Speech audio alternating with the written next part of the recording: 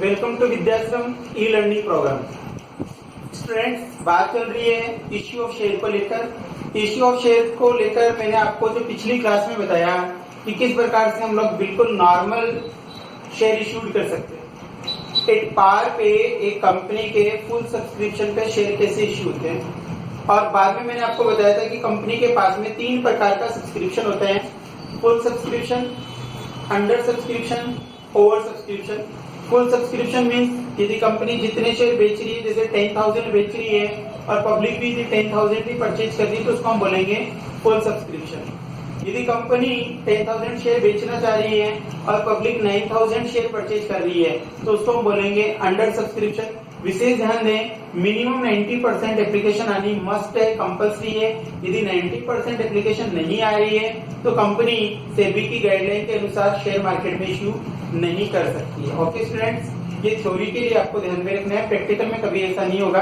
आपको इतना mind practical में नहीं लगाना। प्रैक्टिकल क्वेश्चन जो भी मिलेंगे आपको वो सारे लगभग इश्यूड ही होंगे। उसके बाद में मैंने आपको बताया था ओवर सब्सक्रिप्शन। ओवर सब्सक्रिप्शन मैंने आपको बताया कि एक कंपनी जो है वो बेचना तो चाह रही है 10,000 शेयर और पब्लिक जो है वो खरीदना चाह रही है 10,000 से ज्यादा, 12,000, 15,000 या 20,000 शेयर। ऐसा उस कंडीशन में होता है जब कंपनी की मार्केट में गुडविल बहुत अच्छी हो, बहुत ज्यादा हो, इसलिए कंपनी के शेयर्स के लिए मार्केट में बहुत ज्यादा डिमांड हो जाती है, तब ऐसा होता है। और ऐसी कंडीशन में कंपनी अपने शेयर्स को एक प्रीमियम पर भी बेचती है।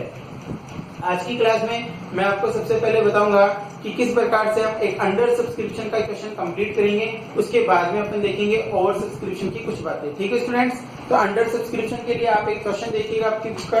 क्वेश्चन नंबर जो है वो आप देखेंगे, क्वेश्चन नंबर 6 देखेंगे। एक बार हमने 5th नंबर क्वेश्चन जो उसको स्किप कर दिए हैं। क्वेश्चन नंबर 6 जो है मैं उसको रीडिंग लगा देता हूँ आपके लिए। एक बार आप ध्यान से सुनिएगा, समझने का प्रयास करिएगा। Lalita limited was established with an authorized capital of 10 lakh. Lalita limited जो है वो अपनी 10 लाख रुपए की अधिकृत पूंजी से स्थापित हुई है। ठीक है ना, ऑथराइज्ड कैपिटल 10 लाख है, divided into 1 lakh equity share of ₹10 each. ये बता रहे हैं कि उनको जो स्मॉल यूनिट्स में हमने कन्वर्ट किया, वो small units each unit 10 rupees की है, तो 10 रुपीज का डिवाइड जो मैंने लगाया 10 लाख में, तो टोटल शेयर जो है वो कितने बने? 1 लाख। ओके स्टूडेंट्स, तो कंपनी 1 लाख शेयर जो है मार्केट में लेकर उतरी है Lalita limited. Company issued 75,000 share to the public. Company जो है वो 75,000 शेयर बेचना चाह रही है। कंपनी के पास में शेयर कितने हैं? 1 लाख, बट कंपनी इश्यूड कितना करना चाह रही है? 75। और यहाँ पर देखिएगा क्या लिखा है, ₹8.11 पर शेयर। शेयर कितने का था? 10 का, बट कंपनी इश्यूड कितने में कर रही है उसको? 11 में। तो ₹1 कंपनी कम ले रही है, ज्यादा ले रही है? ज्यादा ले रही है ना। वो जो ज्यादा ले रही है कंपनी, उसको ही हम लोग क्या बोलेंगे यहाँ पे? प्रीमियम बोलेंगे, सिक्योरिटीज प्रीमियम। बोर्ड एग्जाम की नजर से सिक्योरिटीज प्रीमियम के 5 यूज वेरी इंपॉर्टेंट है, आप लोग लर्न करेंगे अच्छे से। पिछली क्लास में मैंने आपको बता दिया है कि सिक्योरिटीज प्रीमियम के 5 यूज कौन कौन से हैं, आप उन्हें थोड़ा सा ध्यान रखिए। Which was payable as follow, किस प्रकार से वो अमाउंट देनी है? ₹3 ऑन एप्लीकेशन, ₹3 एप्लीकेशन पे, ₹4 including premium on allotment, ₹4 premium के साथ। मैंने आपको ये भी बताया था कि कंपनी जब भी प्रीमियम मांगेगी तो आपको जरूर क्वेश्चन में मेंशन करेगी कि वो प्रीमियम किस समय लेना चाह रही है। तो यहाँ पे आपकी कंपनी ₹4 जो लेना चाह रही है वो किसके साथ? अलॉटमेंट के साथ। Okay students, and balance on first and final call. और जो भी बच गया वो फर्स्ट एंड फाइनल कॉल पे आप ही जवाब दे दीजिए मुझे तो इस बात का कि यदि कोई कंपनी ₹10 का कोई शेयर ₹1 प्रीमियम पर बेचेगी तो कितने में बेचेगी? ₹11 में। अब कंपनी कह रही है कि मैं एप्लीकेशन पे लेना चाह रही हूँ कितना रुपया? 3। ओके स्टूडेंट्स, अलॉटमेंट पे कंपनी लेना चाह रही है 4 की स्कीम क्या रखी कंपनी ने? 3+1। 3+1 क्या है? 3+1 का मतलब हुआ कि ₹3 तो कंपनी शेयर का ले रही है, और ये जो ₹1 ले रही है वो किस चीज का ले रही है? ये प्रीमियम वाला ₹1 है। ठीक है, तो 4+3 कितना? 7। अब बचा रही कंपनी की बची हुई अमाउंट आएगी किस पर? फर्स्ट एंड फाइनल, एक साथ ही है। जैसा कि पिछली क्लास में भी आपने देखा था, first and final preference share में एक साथ हो गया था राखी लिमिटेड में, बिल्कुल वही बात है फर्स्ट एंड फाइनल। तो आप बताइए, यदि 3 एप्लीकेशन पे है, 4 अलॉटमेंट पे है, तो कंपनी ने कितना रुपए कॉल्ड कर लिया अभी तक? 7, जबकि कंपनी को मांगना कितना है? 11। तो कितना रुपया बच गया स्टूडेंट्स? 4। क्या बच गया? 4। अब देखिएगा टोटल क्या हो गया, 4 + 4 8, 8 + 3 कितना? 11। कि कंपनी ने 3 एप्लीकेशन पे लिया, 4 अलॉटमेंट पे लिया, तो बताओ बची हुई अमाउंट कितनी है? आप गलती से यहाँ 3 मत कर देना कि सर देखो 3 + 4 7 + 3 10, नो, रॉन्ग हो जाएगा। बिकॉज शेयर की प्राइस अब कितनी हो गई है? 11 हो गई है। पहले कितनी थी? 10। 1 रुपीज का क्या इंक्लूड कर दिया? प्रीमियम। तो यदि आप प्रीमियम इंक्लूड करोगे तो ऐसी कंडीशन में यहाँ पर जब प्रीमियम का 1 रुपया इंक्लूड है, तो आपको इसके टोटल में भी 1 रुपया इंक्लूड करके इसको कितना कर लेना है? 4 कर लेना है। तो अब आपको क्लियर समझ में आ गई होगी बात। 4 और 4 कितना हुआ? 8, 8 + 3 कितना? 11। तो बैलेंस जो है वो कितना? 4। Now application were received for 70,000 share from public, इसे बोलेंगे अंडर सब्सक्रिप्शन। कंपनी बेचना चाह रही कितना? 75, और पब्लिक खरीदना चाह रही कितना? 70। मैंने आपको बताया था कि कंपनी जितने शेयर इश्यूड करती है उससे यदि कम शेयर की डिमांड आ जाए तो उसको आप लोग क्या नाम दे देंगे? Under subscription. Okay students, now आगे लिखा all the amount were received, सारे रुपए आप लोगों को मिल चुके हैं in time except the following, किसी को छोड़ते हुए। कुछ लोग हैं जो पेमेंट नहीं कर रहे हैं। कौन नहीं कर रहे हैं? Ramesh who holds 1000 share failed to pay allotment and first and final call money. Ramesh नाम का एक होल्डर है इनके पास, जो कि कितने शेयर लेकर बैठे हैं? 1000। वो आपको फर्स्ट एंड फाइनल कॉल का पेमेंट नहीं कर रहे हैं। Suresh holds 2000 share failed to pay first and final call money. Suresh जो है वो 2000 शेयर का होल्डर है और वो भी आपको क्या नहीं दे रहे हैं? First and final call money नहीं दे रहे हैं। आपसे कहा जा रहा है record the about transaction in the case book and prepare and journal for the company, और जर्नल एंट्रीज भी आपको पास आउट करनी है। तो यहाँ पे आप लोगों को ध्यान में देना है कि रमेश 1000 पे नहीं देगा, ना तो अलॉटमेंट दे रहा है, ना ही फर्स्ट कॉल, और सुरेश जो है वो 2000 पे फर्स्ट कॉल की मनी पेड ऑफ नहीं कर रहा है। तो हम लोग देखेंगे कि किस प्रकार से हम इस क्वेश्चन को पूरा कंप्लीट करेंगे, ठीक है ना।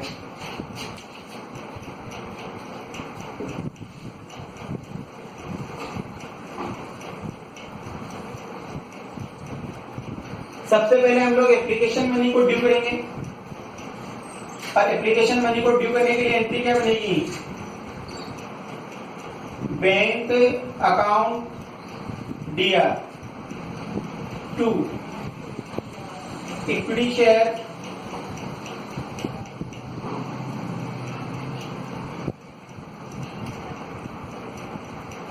Bank account DR to equity share application.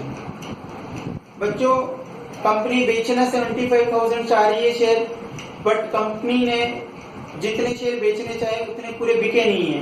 Company के शेयर बिक रहे कितने हैं? 70,000। तो हम लोगों को जो ट्रांजेक्शन रिकॉर्ड करने हैं अंडर सब्सक्रिप्शन में, वो 70,000 के रिकॉर्ड करने हैं। क्यों? क्योंकि मेरे बैंक में क्या बैलेंस आएगा? 70,000 का आएगा कि 75,000 का आएगा? 70 पे ही आएगा, बिल्कुल सही है। तो 70,000 रुपए से मैं ट्रांजेक्शन को रिकॉर्ड करूंगा, तो 70,000 और मल्टीप्लाई कितना एप्लीकेशन पे? 3। 10 से मल्टीप्लाई मत कर देना, 11 से मल्टीप्लाई मत कर देना। विशेष ध्यान रखना, एप्लीकेशन मनी जो है उसी से मल्टीप्लाई करना है, तो एप्लीकेशन मनी 3 है। तो 70,000 मल्टीप्लाई क्या करेंगे? 3। तो ये अमाउंट आएगी आपकी 2,10,000। अंडर सब्सक्रिप्शन में कंपनी जितने शेयर इशूड करना चाहती है, पब्लिक उससे कम शेयर के लिए डिमांड करती है, लेकिन कम कितना? 90% से कम नहीं होता, 90 या 90 से ज्यादा। ऐसी कंडीशन में जो क्वेश्चन है उसमें हम लोगों को कंपनी के द्वारा इशूड शेयर को इग्नोर करना है और पब्लिक के द्वारा सब्सक्राइब्ड शेयर जो है उनको ध्यान में रखते हुए क्वेश्चन को कंप्लीट कर देना है। ठीक है, क्लियर है आपकी बात? आगे देखिएगा सेकेंड एंट्री। आपकी बुक का क्वेश्चन नंबर 6 चल रहा है, विशेष ध्यान देंगे। नेक्स्ट जो है एंट्री क्या बनेगी, equity share application account DR to equity share capital, equity share application account DR to equity share capital. Amount को कौन से अकाउंट में ट्रांसफर कर दूं, कैपिटल अकाउंट में ट्रांसफर कर दूं। तो कैपिटल अकाउंट में ट्रांसफर करने के लिए क्या लिख देंगे, 2,10,000। थर्ड एंट्री देखिएगा, अलॉटमेंट की मनी ड्यू करूंगा, वो भी प्रीमियम के साथ। विशेष ध्यान दीजिएगा, अलॉटमेंट की मनी हम जो मांगेंगे वो किसके साथ मांगेंगे, प्रीमियम के साथ, क्योंकि क्वेश्चन में इंफॉर्मेशन दी हुई है ₹4 ऑन अलॉटमेंट इंक्लूडिंग प्रीमियम, ठीक है ना। तो प्रीमियम के साथ में मैंने आपको एंट्री नोट डाउन करवा दी थी पिछली क्लास में, आप वहां से देखेंगे नोट्स में क्या एंट्री है, और फिर आगे देखिएगा हम लोग कैसे इसको देख रहे हैं। इक्विटी शेयर अलॉटमेंट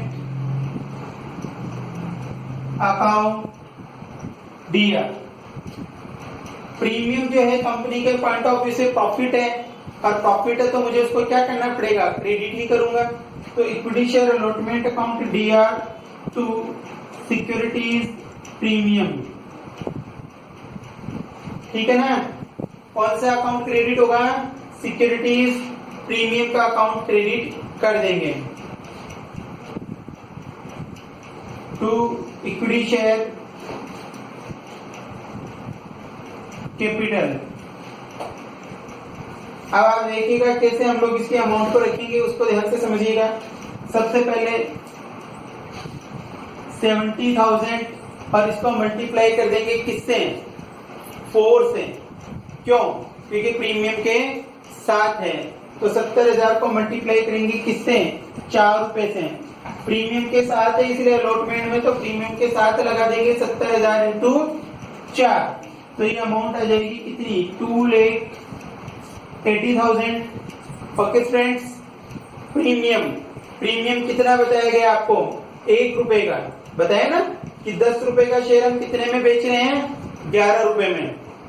तो ₹4 जो मैंने आपको बताया था इंक्लूडिंग प्रीमियम, उसमें 3+1 था। तो 3+1 था, तो हम लोग यहाँ पे क्या लिखेंगे, 70,000 इंटू 1, तो ये अमाउंट कितनी आ जाएगी, 70,000। ठीक है, सर में ये आप लोगों की ये वाली बात भी कि 70,000 रुपए हैं, और 70,000 पे हम लोग क्या ले रहे हैं, ₹1 प्रीमियम का ले रहे हैं। ठीक है, तो 70,000 को मल्टीप्लाई कर देंगे 1 से। 70,000 और प्रीमियम की मनी ₹1, तो 70,000 मल्टीप्लाई क्या कर देंगे, 1 कर देंगे। अब बात करेंगे शेयर कैपिटल में क्या लिखें, तो शेयर कैपिटल जो है वो शेयर की एक्चुअल मनी को बोलते हैं। तो यहाँ पे जो ₹4 है उसमें कितना, ₹1 प्रीमियम।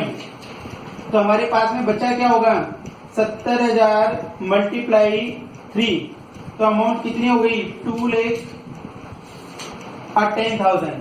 ठीक है, 2,10,000।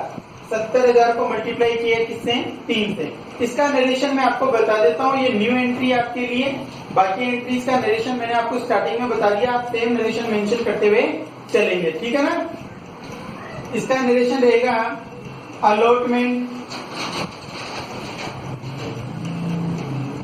मनी ड्यू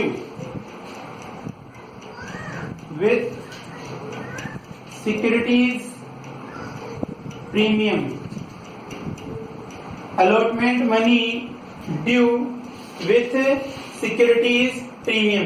कि हमने अलॉटमेंट मनी को क्या किया है, ड्यू किया है, इसके साथ सिक्योरिटीज प्रीमियम के साथ। ठीक है ना स्टूडेंट, अब मैं आपको बताऊंगा कि किस प्रकार से हम अलॉटमेंट की मनी को रिसीव्ड करेंगे यहाँ पे। ठीक है ना, अलॉटमेंट की मनी को रिसीव्ड करने के लिए हम लोगों को ध्यान रखना है, ये एक बार आप 3 एंट्रीज को नोट डाउन कर लो, उसके बाद में अपन लोग देखेंगे आगे वाली बात को क्या रहेगी।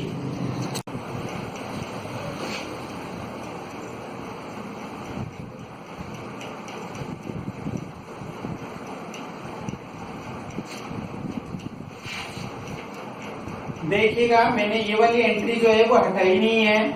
क्यों नहीं हटाई है? क्योंकि मैं आपको समझाना चाहूंगा इस एंट्री के थ्रू, जो रमेश हमें नहीं दे रहा ना 1000 शेयर पे अमाउंट, वो क्या बात होगी और उसको हम लोग किस तरीके से, मैं आपको इसके 2 ट्रीटमेंट बताऊंगा बच्चों। दोनों ही ट्रीटमेंट बेस्ट है, जो आपको अच्छा लगे उसको आप चूज कर लेना है, ठीक है। पहली बात तो अपन ये करें कि हमारी एंट्री क्या बनती है, अमाउंट रिसीव्ड की, bank account DR to equity share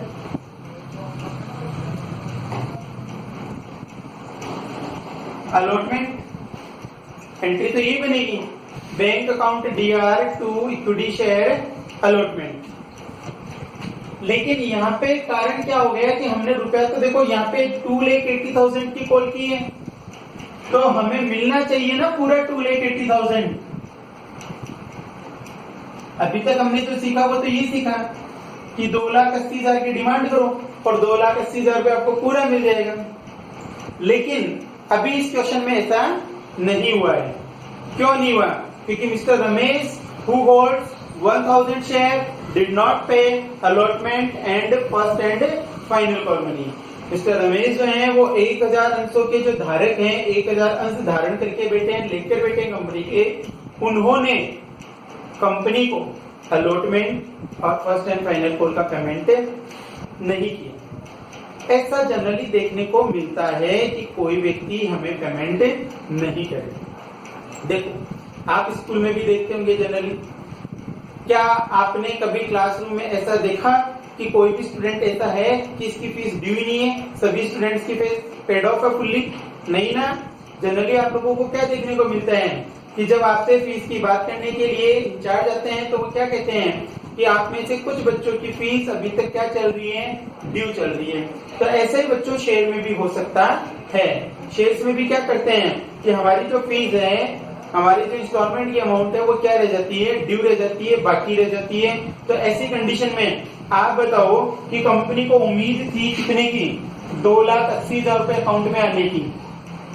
company तो यही सोच रही थी कि 70,000 लोग हैं पैसे देने वाले और हर व्यक्ति मुझे कितना रुपया देगा, 4 रुपया, तो मेरे खाते में कितना रुपया आ जाएगा, 2,80,000। लेकिन ये पॉसिबल नहीं हुआ। क्यों नहीं हुआ? क्योंकि मिस्टर रमेश जो कितने शेयर लेकर बैठे हैं कंपनी के, 1,000 शेयर लेकर बैठे हैं, वो 4 रुपए के हिसाब से हमें कितना पेमेंट नहीं करेंगे? बताओ कितना नहीं करेंगे? 4,000 नहीं करेंगे। भाई कंपनी ने कितना शेयर उसको दे रखे रमेश को? रमेश को कंपनी ने 1,000 शेयर दिए, उसने एप्लीकेशन मनी तो दे दी, लेकिन अलॉटमेंट का टाइम आते उसने मना कर दिया कि साहब मेरे पास तो व्यवस्था नहीं है। और ये ऐसा हो भी सकता है, हम सभी एक सामाजिक प्राणी हैं, कभी भी किसी भी व्यक्ति के साथ में इकोनॉमिकली प्रॉब्लम आ सकती है, वो पेमेंट के लिए मना कर सकता है। तो ऐसा ही किसके साथ हुआ? रमेश के साथ हुआ। रमेश के कितने शेयर थे? 1,000, और 1,000 को उसने कितना रुपया नहीं दिया? 4 रुपए के हिसाब से कितना पेमेंट नहीं आया? 4,000। तो आप क्या देख रहे हो कि आपने कॉल्ड अप किया था 280, नजर आ रहा है ना आपको?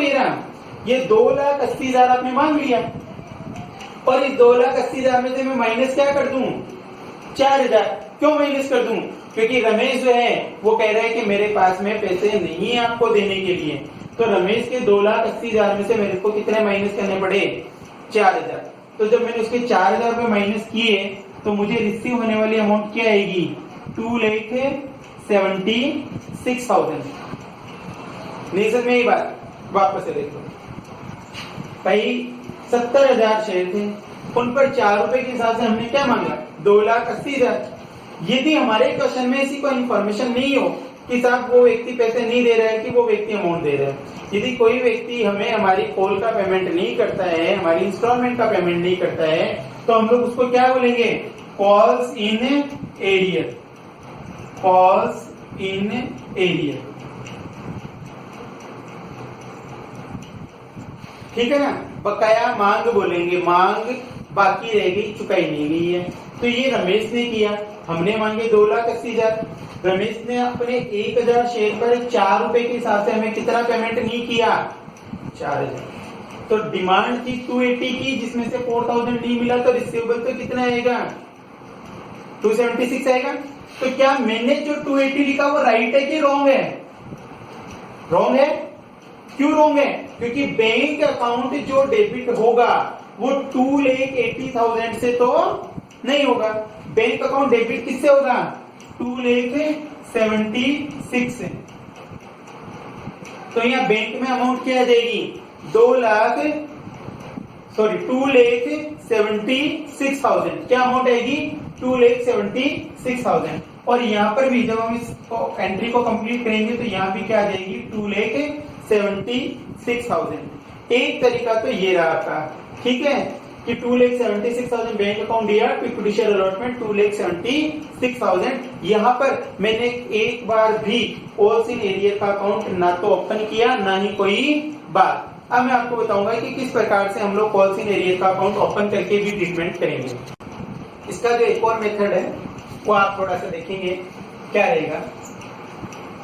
पहले तो आप इस चीज को अच्छे से समझ लो, बैंक अकाउंट दिया, इक्विटी शेयर अलॉटमेंट 2,76,000, ठीक है ना। अब यदि मैं ये चाहूं कि नहीं सर मेरे को तो कॉल्स इन एरियर का अकाउंट ओपन करना है, तो अपन कॉल्स इन एरियर का अकाउंट ओपन कर सकते हैं। तो अपने को यहाँ पे क्या लिखना है? कॉल्स इन एरियर अकाउंट दिया, कॉल्स इन एरियर अकाउंट दिया कितना? 4,000। ऐसी कंडीशन में यहाँ पे अलॉटमेंट में अमाउंट कितनी आ जाएगी? 2,80,000। तब मैंने अकाउंट कितने से खोला था? कॉल्स इन एरियर का अकाउंट देखो, सॉरी इक्विटी शेयर अलॉटमेंट का 280 से, और मैंने इसको वापस से बंद भी कितने से कर दिए हैं? 280 से। बिल्कुल सेम मनी से मैंने इसको क्या कर दिया? बंद कर दिया। तो ये तरीका भी हमारा बेस्ट है। इसमें हमने क्या किया? कॉल्स इन एरियर के अकाउंट को ओपन कर दिए है। और यदि हम ये कॉल्स इन एरियर का अकाउंट खोले बिना इस एंट्री को करेंगे तो भी बिल्कुल सही है, इसमें कोई गलती नहीं है। दोनों ही मेथड अच्छे हैं, बस शर्त ये है कि आप लोगों को किसी एक मेथड को फॉलो करना है। चाहे तो आप अकाउंट ओपन कर लें और चाहे आप अकाउंट को क्लोज रखें, खोलें नहीं, ठीक है। तो यहाँ पर आपको ये बात अच्छे से समझ में आ गई। चले आगे फर्स्ट एंड फाइनल कॉल की तरफ चलेंगे।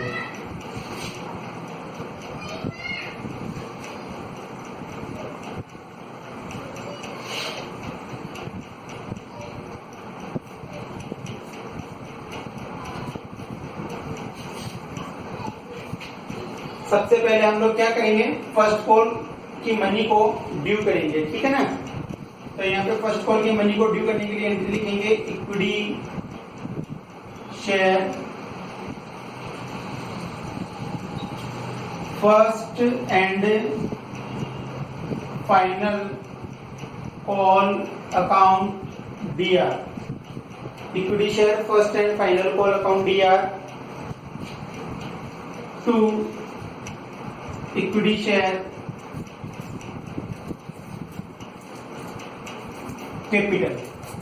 Equity share first and final call account दिया टू इक्विटी शेयर कैपिटल। यहाँ कोई प्रीमियम नहीं है, इसलिए बिल्कुल नॉर्मल एंट्री मैंने पास आउट कर दी है।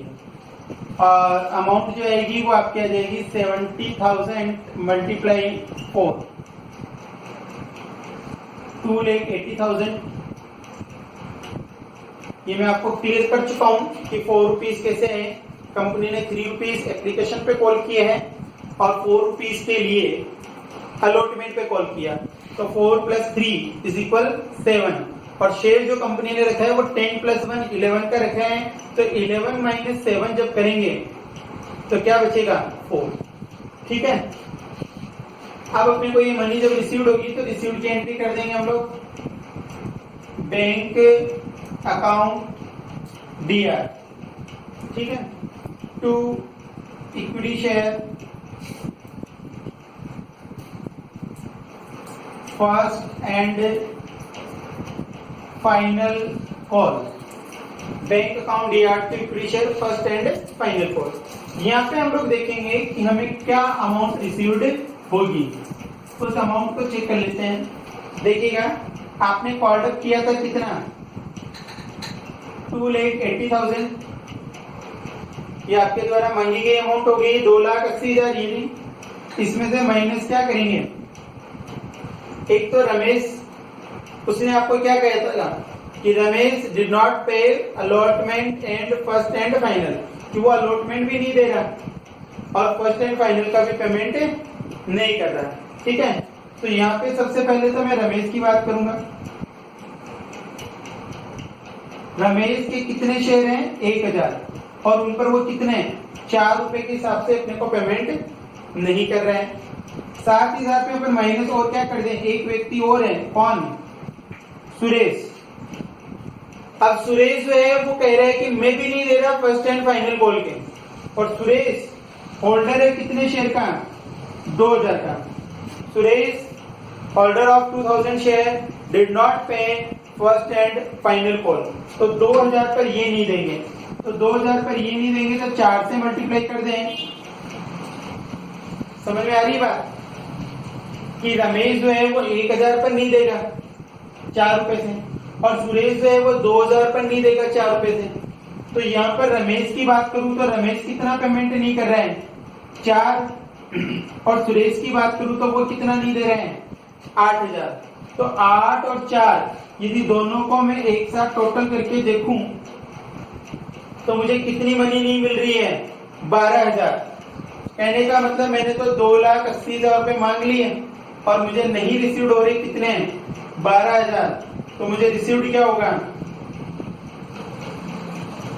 सही है, फिर 2,80,000 की डिमांड कर रहा हूं और उस डिमांड में ये दो लोग जो हैं ये फुलफिल सेटिस्फाइड नहीं कर पा रहे हैं मुझे। रमेश बोल रहा है कि मैं भी नहीं दूंगा 1000 पे, और इधर सुरेश जो है वो भी नहीं बोल रहा है कि भाई मैं भी नहीं दूंगा। मेरे पास में कितने हैं? 2000। तो रमेश और सुरेश जब दोनों ही नहीं दे रहे हैं तो ऐसी स्थिति में तो 2,80,000 माइनस 12,000 तो मिलेगी क्या अमाउंट? 2,68,000। तो यहाँ पे जो मैं मनी लिखूंगा वो कितनी रख दूंगा? 2,68,000। ठीक है ना स्टूडेंट्स? तो यहाँ पे जो अमाउंट आएगी वो 2,68,000 आ जाएगी। अब देखो मैंने यहाँ पे कॉल्स इन एरियर का अकाउंट खोला है और यहाँ पे नहीं खोला, तो ये बात गलत है। या तो यहाँ पर भी मत खोलो और वहां यदि आपने अकाउंट ओपन कर दिया तो आपको यहाँ पर भी वो अकाउंट ओपन करना चाहिए। तो यहाँ पर भी हम लोग कौन सा अकाउंट खोलेंगे? Calls in arrear. कितने का? 12,000 रुपए से। ये रहा 12,000 जो आपको नहीं मिल रहा है, ये वो 12,000 है जो आपको रिसीव नहीं हो रहा। उससे आपने कौन सा अकाउंट खोल दिया? Calls in arrear. तो अब आपका जो equity share first and final call है उसमें अमाउंट 268 ना होकर कितना हो जाएगा? 2,80,000। ठीक है स्टूडेंट, इस प्रकार से हम लोगों ने इस क्वेश्चन की जनरल एंट्रीज जो है वो कंप्लीट कर दी है। अब इन्होंने कहा है कि हमें एक केस बुक बनाकर बताएं कि किस प्रकार से केस बुक बनेगी। तो केस बुक भी आपके सिलेबस में है, तो हम लोग यहाँ देखेंगे कि कैसे हम लोग केस बुक को तैयार करेंगे। ठीक है ना? पहले मैं आप लोगों को एक छोटी सी इंफॉर्मेशन दे देता हूँ, इसके बाद में अपन कॉल्स इन एरियर देखिए, ये केस बुक देखेंगे। कॉल्स इन एरियर जो है इसका मतलब होता है कि कंपनी के द्वारा कॉल कर लेने पर यदि कोई व्यक्ति उसका भुगतान नहीं करता है तो उसको हमने क्या नाम दिया? Calls in arrear. कि कंपनी ने कॉल की, अमाउंट मंगवाई और बंदे ने पेमेंट नहीं किया, तो ऐसी कंडीशन को हम लोगों ने क्या नाम दे दिया? Calls in arrear. Calls in arrear पर, ये इंपॉर्टेंट बात है, थ्योरी के बेस से ध्यान दीजिएगा। कॉल्स इन एरियर, इस पर अकॉर्डिंग टू टेबल एफ के अकॉर्डिंग 10% इंटरेस्ट रेट रहेगी। कॉल्स इन एरियर पर according to table F 10% interest charge होगा। यदि आप टाइमली इंस्टॉलमेंट को पेड ऑफ नहीं करेंगे तो आपको कितना % इंटरेस्ट का पेमेंट करना पड़ेगा? जितने समय आपने डिले किया उसके लिए 10%। ठीक है ना? अब मैं आपको बताऊंगा कि कैसे हम लोग केस बुक को तैयार करेंगे।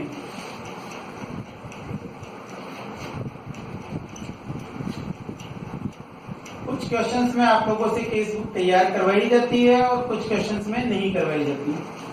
तो जिन क्वेश्चन में केस बुक तैयार करवाई जाएगी उन क्वेश्चन में जो आप ये बैंक अकाउंट डीआर वाली जो एंट्रीज कर रहे हैं, फिर वो एंट्री आपको पास आउट नहीं करनी है।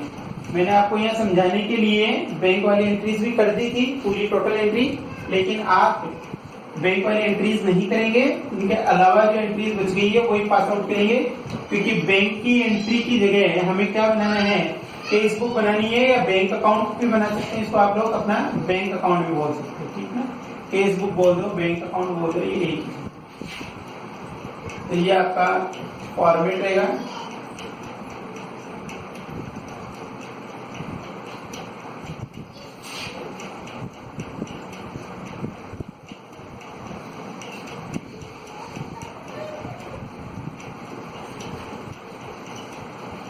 आप देखिएगा, आप लोगों को चेक करना है जनरल एंट्रीज जो आपने लिखी है वीवी, उनमें कौन कौन सी एंट्रीज ऐसी है जिनमें बैंक अकाउंट डेबिट हुआ है। तो बैंक अकाउंट डेबिट कौन कौन सी एंट्रीज में हुआ, एक तो सबसे फर्स्ट एंट्री में bank account DR to equity share application, कितनी मनी से किया बच्चों, 2,10,000 से। तो bank account DR to, bank account DR to equity share application,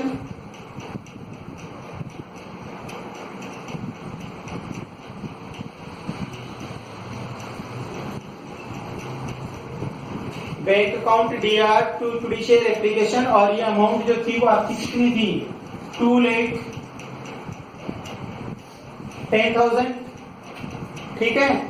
और उसके बाद में आपने जो एंट्री नंबर 4 की, एंट्री नंबर 4 आपने क्या बनाई, वही बनाई है बैंक अकाउंट डीआर टू, आपने बना ली bank account DR policy in arrear account DR to equity share allotment. तो बैंक अकाउंट डीआर में आपने क्या अमाउंट लिखी, 2,76,000, क्या लिखा, 2,76,000। तो आप यहाँ पर देखिएगा टू इक्विटी शेयर अलॉटमेंट, ठीक है ना। इक्विटी शेयर अलॉटमेंट पे आपको क्या मनी मिली है, 2,76,000, ठीक है स्टूडेंट्स। उसके बाद में आपने लास्ट एंड फाइनल जो एंट्री की, to equity share first and final call, bank account DR policy in arrear account DR to equity share first and final call. तो वो भी लिखेंगे आप यहाँ पे, to equity share first and final call account.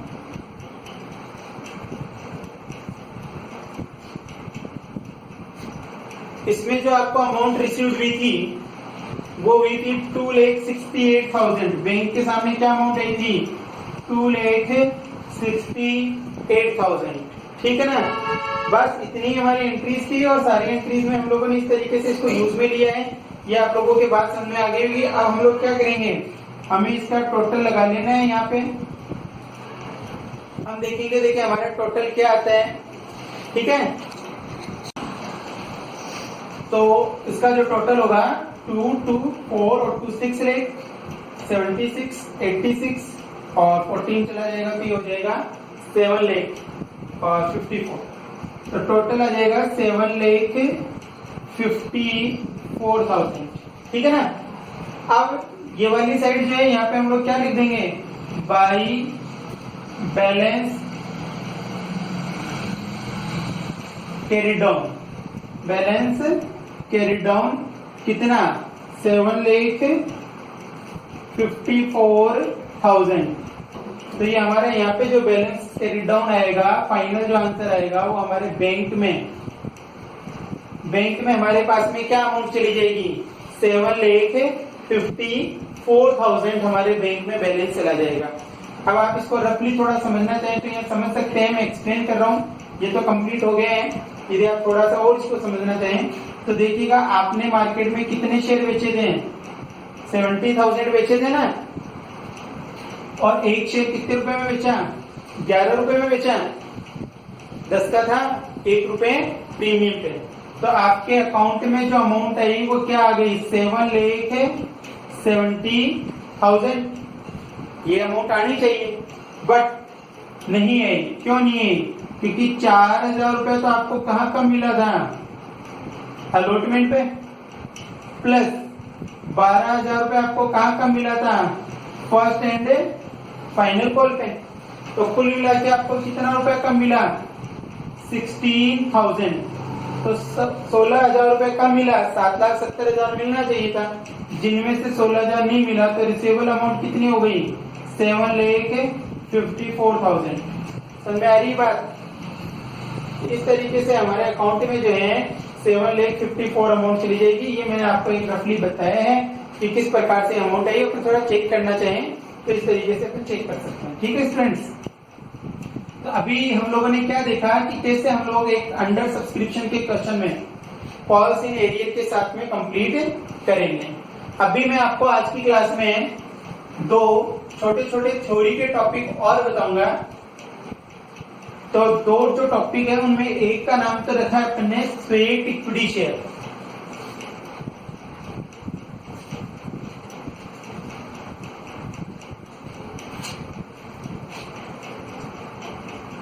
Sweat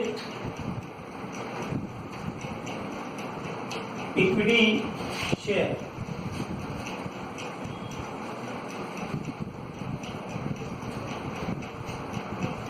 sweat equity share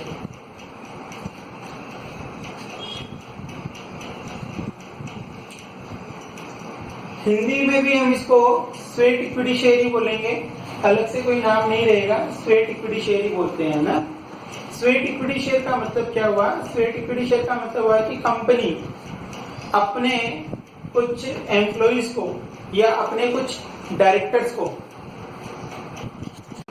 company अपने employees को या डायरेक्टर्स को, जो कंपनी में डायरेक्टर हैं या एम्प्लॉई हैं, उन लोगों को कंपनी मार्केट रेट से कम रेट में जब शेयर इश्यू कर देती है, जैसे मार्केट में सपोज करो किसी शेयर की रेट चल रही है 10 रुपए और कंपनी उन लोगों को वो शेयर जो है कम रेट में दे दे, या फिर बिल्कुल उनकी किसी वर्क को कंप्लीट करने पर एज ए केस पेमेंट ना करके शेयर इश्यू कर दे। जैसे सपोज करो कि कोई कंपनी है, जैसे आइडिया है, आदित्य बिरला ग्रुप की आइडिया कंपनी जो है, आइडिया में किसी व्यक्ति ने टेलीकॉम सेंटर को बहुत ग्रोथ पर ले जाने के लिए कुछ अच्छे टेक्निकल नॉलेज दिए हैं, टेक्निकल नो हाउ, कुछ बहुत बढ़िया जानकारी दी है टेक्नोलॉजी से रिलेटेड, और वो जो नॉलेज है वो एज ए गुडविल काम कर रहा है कंपनी के लिए। कंपनी उस नॉलेज से अच्छा अर्निंग करेगी, तो इसके लिए कंपनी उस एम्प्लॉय को या उस डायरेक्टर को केस पेमेंट ना करके अपनी कंपनी के कौन से शेयर इश्यूड कर देगी, स्वेट इक्विटी शेयर। तो बच्चों, आप लोगों को दो बातें जो विशेष ध्यान में रखनी है स्वेट इक्विटी को ध्यान में रखते हुए, वो ये कि first thing, company sweat equity share अपनी कंपनी के एम्प्लॉइज को, कर्मचारियों को या जो डायरेक्टर है, निर्देशक हैं, उन लोगों को ही इश्यूड करती है, उन लोगों को ही निर्गमित करती है।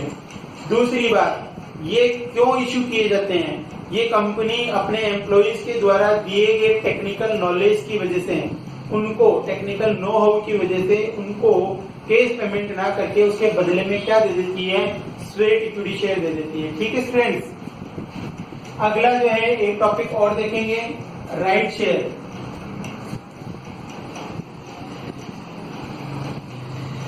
राइट शेयर को हिंदी में बोलेंगे अधिकार अंश। क्या बोलेंगे? अधिकार। कंपनी एक बार में जो अपनी ऑथराइज कैपिटल होती है, वो पूरी ऑथराइज कैपिटल कंपनी कई बार क्या करती है, जो राइट शेयर है वो किन लोगों को देती है कि कंपनी ने एक बार में अपनी पूरी कैपिटल इश्यू ना करके टुकड़ों में इश्यू की, कि कभी थोड़ी कैपिटल के शेयर इश्यू किए, फिर थोड़ी कैपिटल के। तो वेरी फर्स्ट टाइम जो कंपनी ने शेयर इश्यूड किए थे, वो शेयर जिन होल्डर्स ने परचेज किए थे, कंपनी जब नेक्स्ट टाइम शेयर इश्यूड करती है तो सबसे पहले उन होल्डर से बात करती है जो ऑलरेडी कंपनी के शेयर होल्डर हैं। कहने का मतलब ये कह सकते हैं कि जो कंपनी के पहले से कस्टमर हैं, कंपनी के ग्राहक बन चुके हैं, कंपनी के अंश खरीद चुके हैं। कंपनी जब नए शेयर मार्केट में लॉन्च करती है तो सबसे पहले कंपनी उनको ऑफर करती है कि यदि आप चाहें तो हमारी कंपनी के शेयर खरीद सकते हैं। हमने एक नया लॉट और निकाला है, नई शेयर इशूड और किए हैं। उन नए शेयर्स को यदि आप खरीदना चाहते हैं तो पहला अधिकार तो आपका है, और यदि आप ये अधिकार नहीं लेना चाहें तो हम लोग नए व्यक्तियों को शेयर इशूड करेंगे। तो राइट शेयर जो होते हैं वो तो किसके लिए होते हैं बच्चों? राइट शेयर होते हैं हमारे जो शेयर होल्डर है उनके लिए। अंशधारियों के लिए तो होते हैं राइट शेयर, और कंपनी के जो कर्मचारी हैं, जो एम्प्लॉय हैं, जो निर्देशक है, जो डायरेक्टर हैं, उनके लिए होते हैं स्वेट समता अंश, स्वेट इक्विटी शेयर। ठीक है ना? तो ये दो बातें थ्योरी से रिलेटेड, आप लोग इनको भी अच्छे से देखेंगे। नेक्स्ट